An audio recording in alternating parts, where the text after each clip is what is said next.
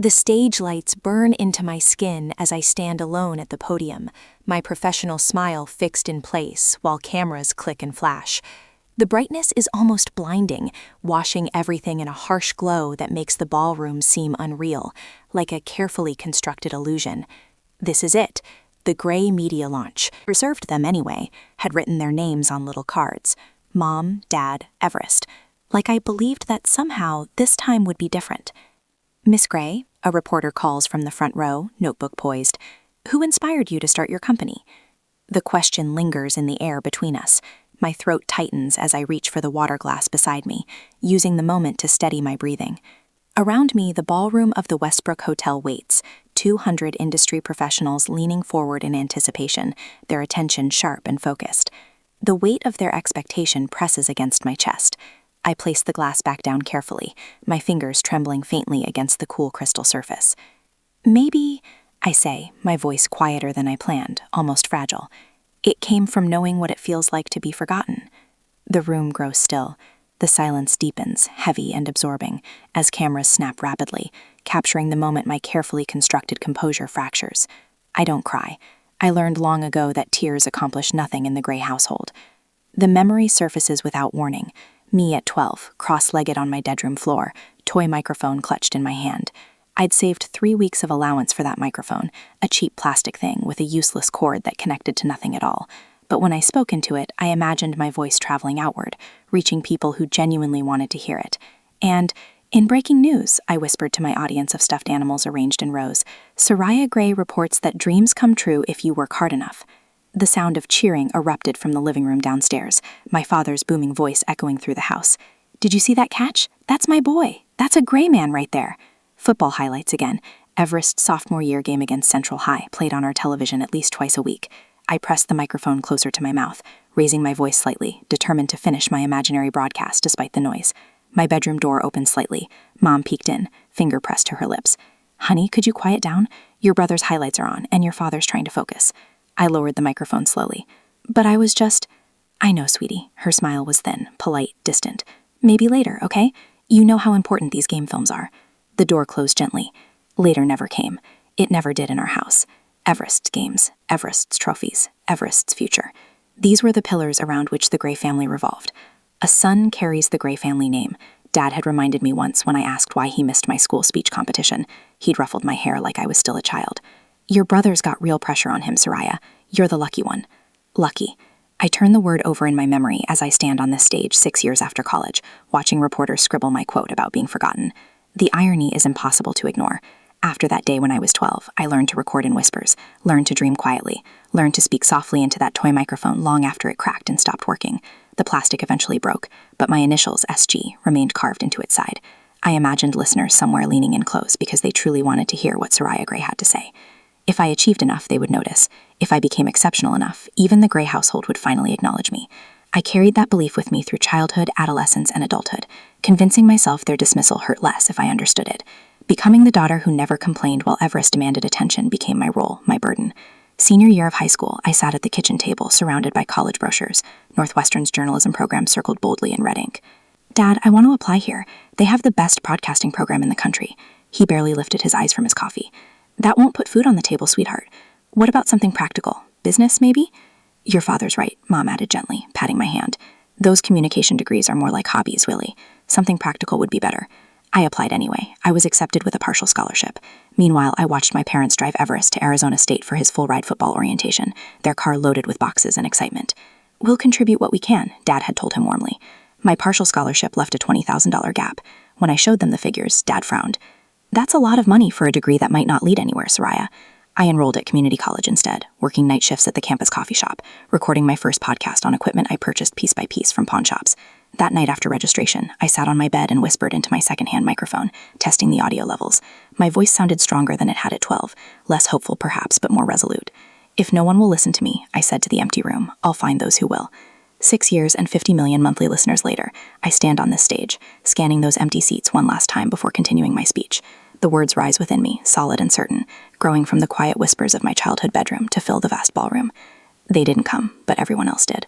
That night, the steam rises from the industrial espresso machine as I pull another shot, my third double of the night. The clock above the counter reads 2:17 a.m. 3 more hours before closing, before I can lock up and shuffle home to edit tonight's podcast episode. Another all-nighter, Gray? Marissa, the owner, leans against the counter, counting tips. 500,000 listeners don't record themselves, I reply, pride still unfamiliar in my voice. Marissa whistles softly. Your folks must be proud. My hands freeze. They don't actually know. What do you mean they don't know? I shrug. They're busy. Everest's senior season at Arizona State. I don't tell her they visited my apartment once in 2 years, that they declined to see my recording closet studio, that Mom texted, "That's nice, honey," 3 days after I sent her my chart-topping episode. Marissa squeezes my shoulder. They're lost, kid. 3 weeks later, I drive toward my childhood home for Thanksgiving, desert stretching endlessly on both sides of the highway. A billboard displays Everest, number 84. The gray driveway is crowded with cars. Uncle Richard greets me loudly. The career gal, still doing that little radio thing? Podcast, I correct. Dad appears, beer in hand. She's got a few listeners now. A few listeners. Last week, 513,942 downloads in one day. Upstairs, I discover my bedroom transformed into a shrine to Everest. My belongings boxed in the garage. My awards gone. My mother dusts trophies where my memories once lived. We needed the space, she explains gently. That night, surrounded by cardboard boxes in the garage, I receive an email offering a major distribution deal. It requires a financial reference. Dad refuses. It's not stable, he says. That night, sitting cross-legged among my brother's trophies, I record a private episode. This is what invisibility sounds like. Back in my apartment, I remove family photos from my desk and sign the contract alone. Support comes from elsewhere. Professor Williams, Marissa, and an investor named Trent Daniels who believes in my voice. I build everything myself. The night I sign my first major advertising deal, I sit surrounded by contracts bearing only my name. The broken toy microphone rests nearby. I breathe freely. They may never see me, but everyone else will. A week later, my family celebrates Everest's NFL tryouts. My podcast hits 1 million monthly listeners that same night. Mom asks me not to mention my work. Your brother needs the spotlight. 2 weeks later, I stand in my apartment staring at the press release for Gray Media, my company at 24. 5 shows, 15 employees, a major launch event scheduled at the Westbrook Hotel. I still want them there. Some childish part of me still hopes they'll finally see me. I type the email with shaking fingers. Mom and Dad, I'm launching Gray Media next Thursday at 7 p.m., Westbrook Hotel Ballroom. It's the most important day of my life. Please come. Love, Soraya. I check my phone hourly for 6 days. The morning of the launch, a text finally arrives. Sorry, honey, Everest's playoff game tonight. Your father says to tell you good luck with your thing. Love you. I read it 3 times before setting my phone face down on the bathroom counter. The mirror reflects a woman in a tailored gray suit, eyes bright with unshed tears. I blink them back, apply another coat of mascara, and practice my speech again. The ballroom glitters with industry elites when I take the stage that evening. 5 empty chairs stare back from the front row, each bearing a small reserved card with a name. Mom, Dad, Everest, Aunt Patty, Uncle Frank. I swallow hard as the spotlight finds me. Thank you all for coming tonight, I begin, my voice steadier than my heartbeat. Gray Media represents a new vision for digital storytelling. The speech flows easily until a reporter from the LA Times raises his hand during the Q&A. Miss Gray, he asks, who inspired you to start your company? The question hit like a punch to the sternum. I glance at those empty chairs, then back at the waiting crowd. Maybe, I say softly, it came from knowing what it feels like to be forgotten. A hush falls over the room. Cameras click frantically. I see recognition in the eyes of the women watching me, daughters who understand what it means to be overlooked. My phone rings at 11:42 that night as I kick off my heels in my hotel room. Dad's number flashes on the screen. Are you trying to embarrass us? His voice thunders through the speaker without greeting. Your little comment is all over Twitter. Your brother's teammates are asking questions. Which comment, Dad? My voice remains steady, surprising me. That nonsense about being forgotten, like we haven't supported you your whole life. I sit on the edge of the bed, suddenly exhausted by the weight of pretending. If you feel embarrassed, maybe there's a reason. You think anyone cares about your little shows? His voice turns dismissive. This isn't football, Soraya. This isn't real, end quote. Millions do, I reply, the truth straightening my spine. Just not you. The line goes silent for 3 heartbeats. Your mother's upset, he says finally. By morning, the clip has gone viral. Female entrepreneur speaks truth about family dynamics, reads one headline. My inbox floods with messages from women sharing similar stories. My business partners gather in my office the following Monday, concern etched on their faces. The board is worried about the personal angle, Mark begins, but Lucia cuts him off. They're wrong, she says firmly. Your honesty is your strongest asset, Soraya. Members prove it. She's right. Subscriber counts have doubled overnight. 3 major platforms have reached out with partnership offers. The Women's Media Alliance wants me to keynote their conference. For the first time, I understand the power in my voice. Not despite being forgotten, but because of it. 6 months later, I stand in my apartment, staring at the Forbes magazine on my coffee table. 30 Under 30 blazes across the cover. My photo takes up a quarter of page 18. Self-made media entrepreneur Soraya Gray revolutionizes podcasting. Reads the caption beneath a shot of me alone in my downtown LA apartment, surrounded by recording equipment. My phone chimes with an email notification from dgray@hotmail.com. Subject: We saw your interview with Terry Gross. My heart stutters as I open it. Soraya, your mother and I listened to your Fresh Air interview yesterday. You spoke well. We're proud to see a Gray making such an impression in the business world. Warmth blooms in my chest. Finally, after all these years, they see me. Then I read the last paragraph. On a personal note, Everest is going through a tough time after being cut from training camp. His son's private school tuition is due, and he could use some support. About $3,000 nadsalientalian on his feet. Since you're doing so well now, family should help family, right? The warmth collapses into a cold hard knot. I close the email without replying and turn the magazine face down on the table. Some things never change, but I have. The email from my father glows on my laptop screen at 2 a.m., its timestamp mocking me. 3 years of silence broken by 23 carefully crafted sentences about family pride, punctuated by a request for $3,000 monthly payments to support Everest. I trace my finger over the screen, feeling nothing but the cool blast beneath my fingertip. The apartment sits quiet around me, my space, bought with my success. No football trophies here. Just awards they never acknowledged and books they never believed I'd write. We're so proud of what you've accomplished, my father wrote. Proud. The word sits bitter on my tongue like old coffee. 30 seconds on Google would have shown them my accomplishments years ago, but they waited until Everest needed money. I type my response slowly, weighing each word like currency. Polite acknowledgement of their newfound interest. Brief updates on my upcoming projects. Nothing about money. I sign off with, I'm building something that matters, instead of love. The cursor hovers over send. One deep breath. Click. Within hours, his response arrives. Less polished this time. Did you see the part about Everest's situation? 2 more emails follow that evening. 5 the next day. Each one less measured than the last. Desperation seeping through digital cracks. I answer none of them. A week passes. The receptionist's voice crackles through my office intercom. Miss Gray, your brother is here. My stomach tightens. I stand, smoothing my charcoal pencil skirt with damp palms. Send him in. Everest fills the doorway of my corner office, still carrying himself like the star quarterback. His designer jacket hangs loose around shoulders that once bulldozed defensive linemen. His eyes narrow when he spots the view of downtown Los Angeles behind me. Nice digs, he says without a smile. Must be nice. What can I do for you, Everest? I gestured toward the chair across my desk, but he remained standing. Dad's emails. You've been ignoring them. I responded to his first one. Not about what matters. He paces 3 steps, stopping at my bookshelf where my first microphone sits in a glass case. You know I lost my coaching position. Comment. The office beyond my glass walls has powered quiet.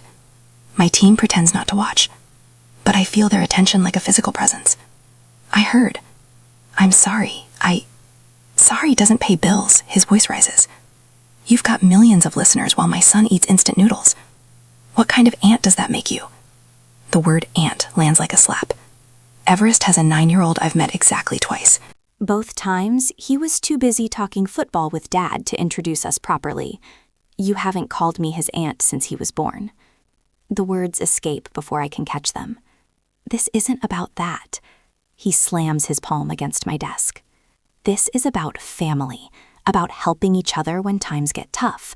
When times got tough for me, where were you? My voice remains even, practiced. When I worked night shifts for college, when I launched Gray Media alone, that's different. How? It just is. He falters. A girl? I finish for him. Just the daughter? Heads turn in the office beyond.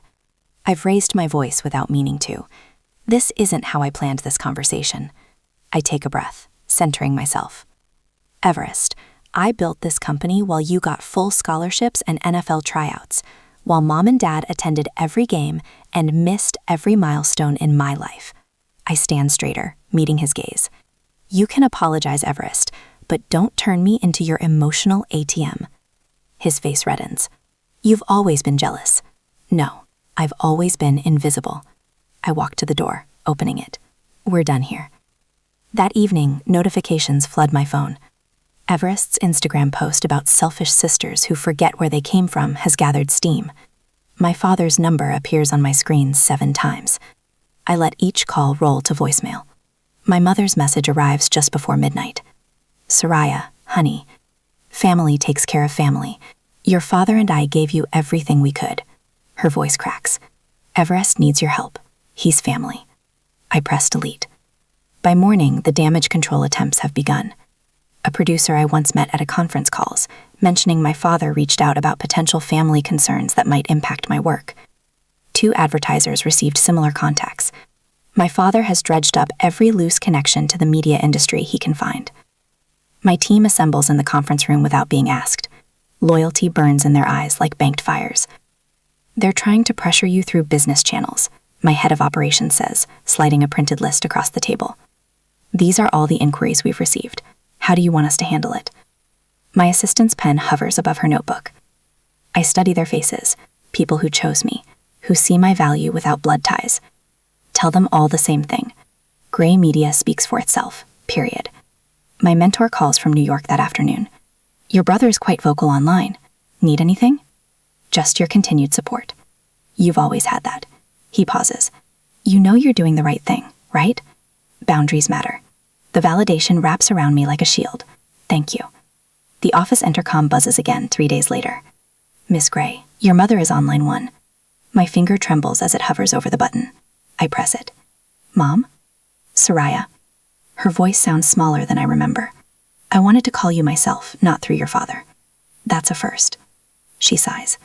I'm sorry we missed your launch. I should have been there. The apology hangs between us, unexpected and incomplete. I wait. Your father doesn't know I'm calling. She clears her throat. Everest is angry you won't help. And you? I'm trying to understand. A long pause. The things you said in that interview, about being forgotten, was it really that bad? The question stuns me. 30 years of invisibility, and she asks if it was that bad? Do you remember when I was 12 and you told me to be quiet because Dad and Everest were watching football highlights? That's just one time, Soraya. It was every time. Silence stretches across the line. When she speaks again, her voice is hardened. We did our best. Your best was reserved for Everest. I breathe through the tightness in my chest. I have a meeting now, Mom. Am I Dio? After I hang up, my assistant knocks softly. Your cousin Becky called. She said your uncle is asking questions about what really happened. The perfect gray family facade begins to crack, tiny fissures spreading outward from the pressure point of truth. That night, I stand at my apartment window, overlooking the city lights. My phone buzzes with a text from my father. This isn't how grays behave. I type back the only response that matters. Then I'll be a gray on my own terms. I block his number before the message delivers. Then my mother's, then Everest's. One by one, I close the digital doors. They only opened when they wanted something from me. The silence that follows feels nothing like emptiness. It sounds exactly like freedom. The email arrives at 2:17 a.m. a week later. My computer screen illuminates the darkness of my bedroom like a beacon, drawing me from the edge of sleep. Dad's name appears in bold text, followed by the subject line, Your nephew misses his aunt. I stare at the ceiling, counting my breaths. 1 Mississippi. 2 Mississippi. My therapist calls this a grounding technique. I call it surviving my family. When my pulse steadies, I open the message. Soraya, your mother and I were hoping you might join us for dinner next Sunday. Everest is going through a rough patch with the divorce. His son asks about you. Don't you think you should set a good example as his aunt? Family takes care of family. You remember how we sacrificed for you. The laugh that escapes me sounds foreign in the quiet apartment. Sacrificed, as if letting me attend community college while buying Everest a new car was some heroic act of parental devotion. I don't reply. 3 more emails arrive by morning. Mother's plea mentions our little boy struggling, conveniently forgetting Everest is 31. Dad's follow-up reminds me that Gray family values include supporting each other. The final one, from Everest himself, contains a photo of his son holding a football, with the caption, "He wants to meet his successful aunt." The manipulation is so transparent it should be laughable. Instead, it squeezes my chest like a vice. My phone rings during the morning production meeting. Terry Jennings, my top interviewer, raises an eyebrow as I silence it. "Family again?" she asks when the others leave. They've discovered I have money. I shuffle my notes, avoiding her gaze. "You know that interview you did last week about family estrangement is trending. People connect with your story." Terry's voice softens. "The press is asking questions about your support system. The industry rumors have already started. 3 separate journalists have emailed questions about why my family never appears at my events. A profile writer asked point blank about the untold story behind Gray Media.